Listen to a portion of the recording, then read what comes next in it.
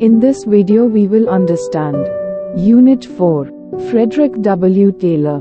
Let's start. 1. Introduction. The last decade of the 19th century marked a period of industrialization characterized by unsystematic and unorganized industrial methods.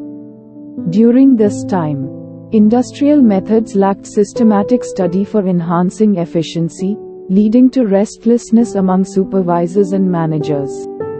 A response to this, the classical approach of organization emerged, aiming to streamline processes and achieve maximum production through cost-effective methods.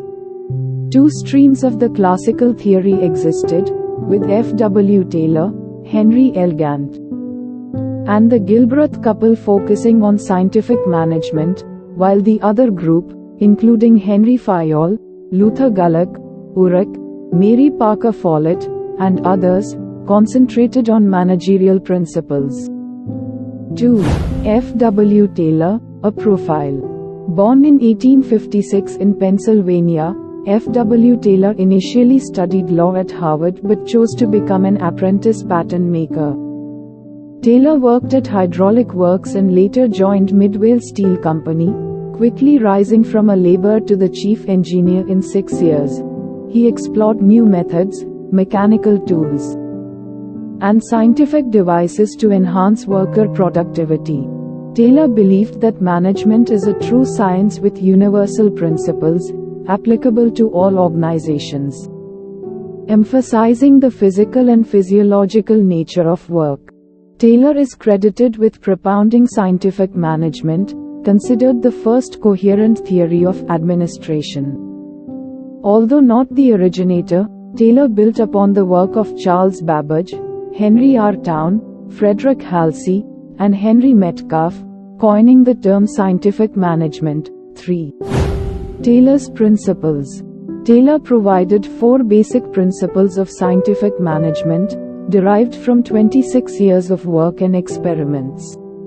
His principles are outlined in various publications, including Peace Rate System, 1895, and Principles of Scientific Management, 1911. Principles. 1. Development of science. Break down work elements, studying each in relation to time spent. 2. Scientific selection and training. Select and train workers before assigning tasks. 3. Managerial grooming. Managers should inspire workers to follow scientific principles. 4. Equal division of work.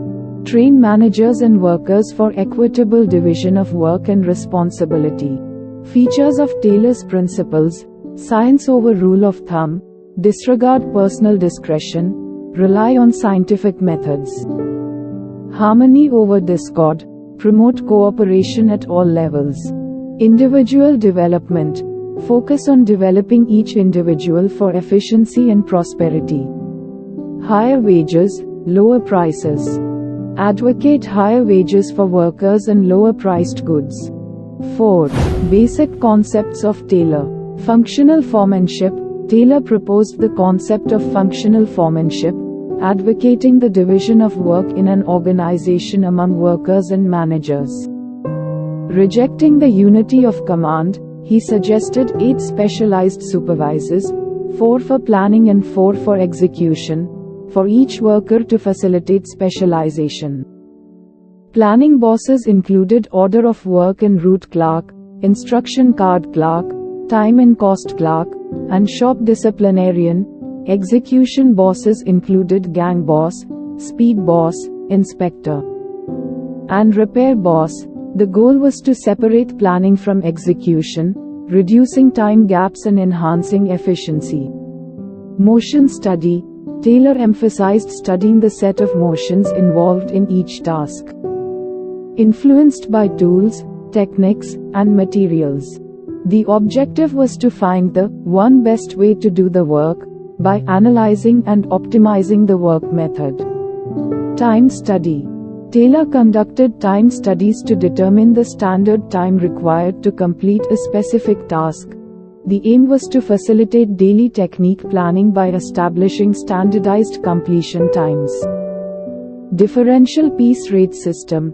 Taylor proposed a wage payment plan based on time and motion studies. Workers were paid according to the number of pieces produced, with classifications like below standard, up to standard, and above standard.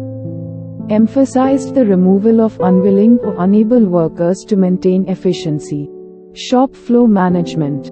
Taylor highlighted the significance of the shop floor, the lowest level in the factory, often neglected. He suggested scientific methods of work and motivation to improve worker performance. Introduced the exceptional principle to reward high-performance workers, fostering a mental revolution for mutual benefit. Soldering. Taylor identified the tendency of workers to avoid work, termed as soldering, classified into natural soldering, personal factors, and systematic soldering, organizational and social factors. Recognized as a way to keep supervisor expectations low. Other techniques.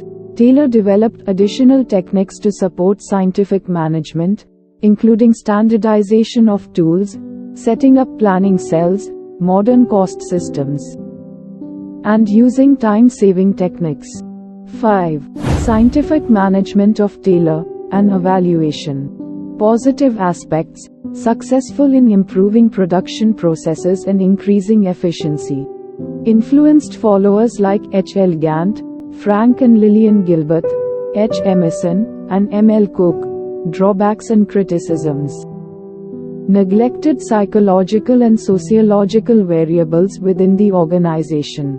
Emphasized the economic nature of motivation, overlooking individual creativity and other non-economic factors. Overlooked important structural principles like coordination, delegation, and decentralization. Dichotomy between planning and execution was criticized for confusing workers. Faced opposition from union leaders and managers due to perceived threats to trade unions and increased workload. You will find notes of this video on pmkClasses.blogspot.com. Link will be provided into description box. Please check it out. Thank you.